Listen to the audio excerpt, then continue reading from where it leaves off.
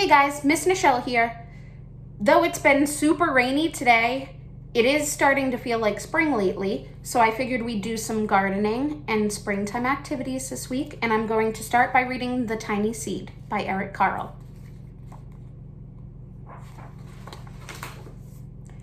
It is autumn. A strong wind is blowing. It blows flower seeds high in the air and carries them far across the land. One of the seeds is tiny, smaller than any of the others. Will it be able to keep up with the others? And where are they all going? One of the seeds flies higher than the others. Up, up it goes. It flies too high, and the sun's hot rays burn it up. But the tiny seed sails on with the others. Another seed lands on a tall and icy mountain. The ice never melts, and the seed cannot grow.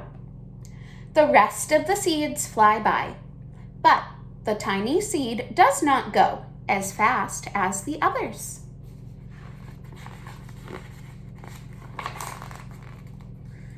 Now they fly over the ocean. One seed falls into the water and drowns.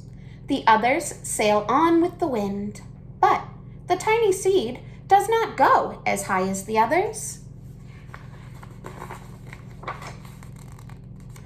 One seed drifts down onto the desert. It is hot and dry, and the seed cannot grow. Now the tiny seed is flying very low, but the wind pushes it on with the others. Finally, the wind stops, and the seeds fall gently down on the ground. A bird comes by and eats one seed. The tiny seed is not eaten. It is so small that the bird does not see it. Now it is winter. After their long trip, the seeds settle down. They look just as if they are going to sleep in the earth. Snow falls and covers them like a soft white blanket. A hungry mouse that also lives in the ground eats a seed for his lunch.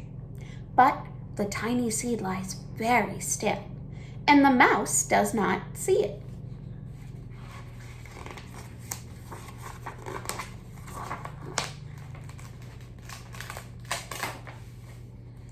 Now it is spring.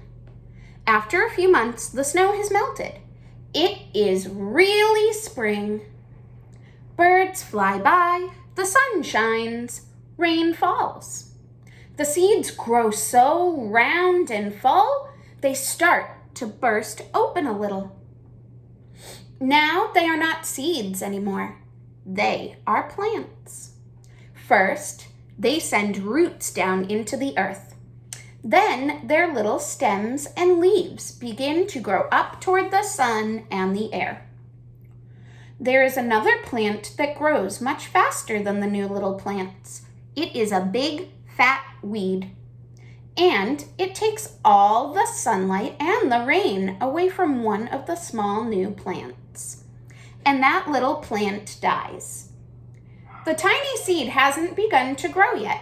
It will be too late. Hurry! But finally, it too starts to grow into a plant. The warm weather also brings the children out to play. They too have been waiting for the sun and springtime. One child doesn't see the plants as he runs along. Oh, he breaks one. Now it cannot grow anymore. The tiny plant that grew from the tiny seed is growing fast. But its neighbor grows even faster. Before the tiny plant has 3 leaves, the other plant has 7. And look, a bud. And now even a flower. But what is happening? First, there are footsteps. Then a shadow looms over them. Then a hand reaches down and breaks off the flower. A boy has picked the flower to give to his friend. It is summer. Now the tiny plant from the tiny seed is all alone. It grows on and on. It doesn't stop. The sun shines on it and the rain waters it. It has many leaves. It grows taller and taller. It is taller than the people. It is taller than the trees. It is taller than the houses. And now a flower grows on it. People come from far and near to look at the flower. It is the tallest flower they have ever seen. It is a giant flower. All summer long, the birds and bees and butterflies come visiting. They have never seen such a big and beautiful flower. Now it is autumn again. The days grow shorter. The nights grow cooler. And the wind carries yellow and red leaves past the flower. Some petals drop from the giant flower and they sail along with the bright leaves over the land and down to the ground. The wind blows harder. The flower has lost almost all of its petals.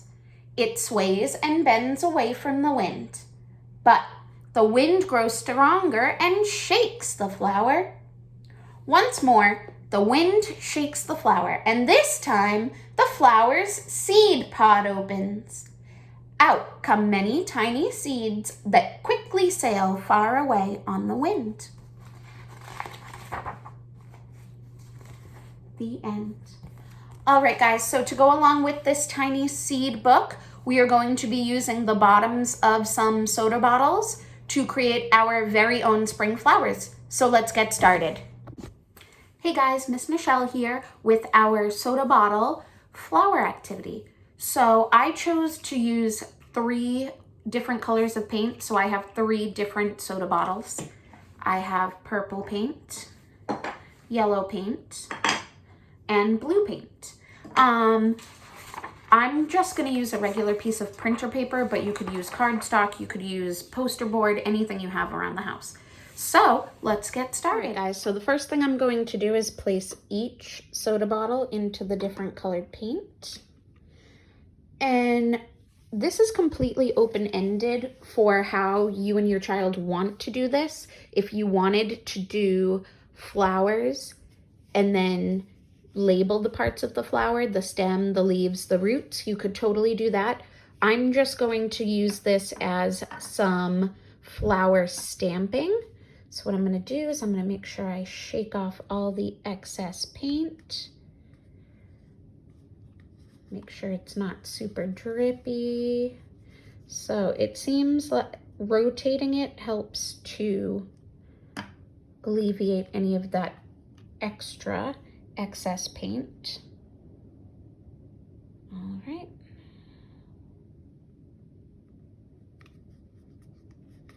So now what we're going to do is we are just going to take it and stamp it down on the paper. And it looks like my paper got a little bit stuck, so I'm going to give it a little bit of help. And there you go. There's one purple flower. So I think some paint colors are easier than others. The yellow was definitely not as drippy as the purple, and it made it a better looking flower, in my opinion. So you're just gonna keep stamping along. You can, again, make your own flower patch if you want. I'm just gonna do some flower stamping.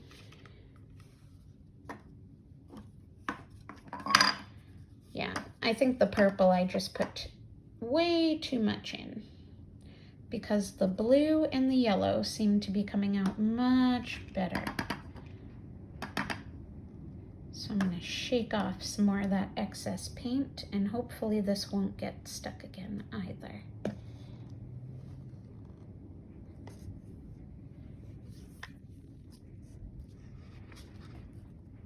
Ugh. Well, purple doesn't come out the best, but it's trial and error. So I think I'll stay away from the purple and I'll do more yellow and blue for wonderful springtime colors. Yeah, see, that comes out much better.